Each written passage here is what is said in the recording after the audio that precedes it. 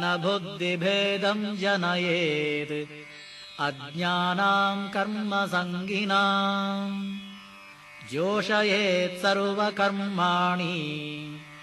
विद्वान् युक्तः समाचरन्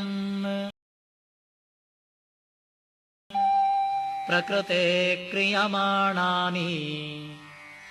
गुणैः कर्माणि सर्वशः अहङ्कारविमूढात्मा कर्ताहमिति मन्यते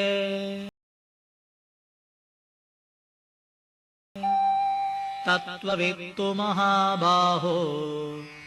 गुणकर्मविभागयोः गुणागुणेषु वर्तन्ते इति मत्वा न सज्जते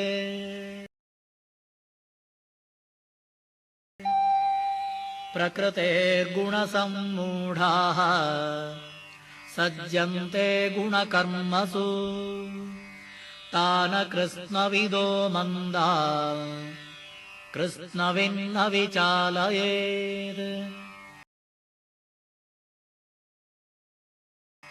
मयि सर्वाणि कर्माणि